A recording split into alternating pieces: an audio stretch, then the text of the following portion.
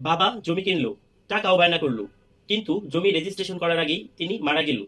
এখন তিনি যার কাছ থেকে জমি ক্রয় করেছেন তিনি বলতেছেন যে আমার কাছ থেকে উনি জমি ক্রয় করেনি, বা আমি ওনার থেকে কোনো ধরনের টাকা পয়সা নিইনি, বা আমি ওনাকে জমি দিতে পারবো না কারণ জমির পুরো প্রক্রিয়াটি সম্পূর্ণ হয়নি। সেই ক্ষেত্রে আসলে আপনাদের করণীয় কি?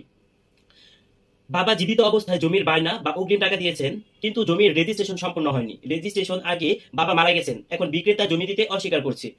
এই ক্ষেত্রে আইনি দৃষ্টিকোণ থেকে আপনাকে দেখতে হবে বর্তমান চুক্তির অবস্থাটি কি। জমি রেজিস্ট্রেশন না হলে ক্রেতা এখনো মালিক নন, তবে বায়না দলিল বা লিখিত চুক্তি থাকলে সেটা একটি আইনগত প্রমাণ হিসেবে দেখানো যাবে।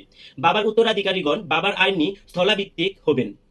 উত্তরাধিকারগণের অধিকার, বাবার জায়গায় এখন উত্তরাধিকারগণ জমি রেজিস্ট্রেশন নেওয়ার দাবি করতে পারেন, চুক্তি অনুযায়ী বিকৃত জমি দিতে বাধ্য। স্পেসিফিক রিলিফ অ্যাক্ট 1877 অনুযায়ী ধারা 21 ও 22 অনুসারে আদালতে মামলা করে specific performance of the court আপনি চাইতে পারবেন।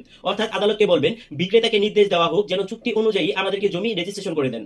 যদি বিক্রেতাকে টাকা দিয়েও জমি দিতে অস্বীকার করে সেই ক্ষেত্রে তাহলে আদালতে মামলা করে জমি রেজিস্ট্রেশনের ডিক্রি নিতে হবে।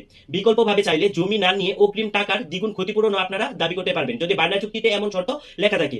এই ক্ষেত্রে করণীয় পদক্ষেপগুলো হচ্ছে, প্রথমে দেখুন বায়না দলিল বা চুক্তিপত্র আছে কিনা, না থাকলেও টাকার রসিদ, সাক্ষী এসব প্রমাণ কাজে লাগবে, কোনো না কোনো একটা গুরুত্ব অবশ্যই থাকবে। বাবার মৃত্যু সনদ ও উত্তরাধিকার সনদ সংগ্রহ করে রাখবেন। এরপর সিভিল কোর্টে বা জজ কোর্টে একটি স্পেসিফিক পারফরম্যান্সের সুট বা মামলা দায়ের করবেন। মামলায় বিক্রেতা পক্ষ করে একটি রেজিস্ট্রেশন আবেদন করবেন।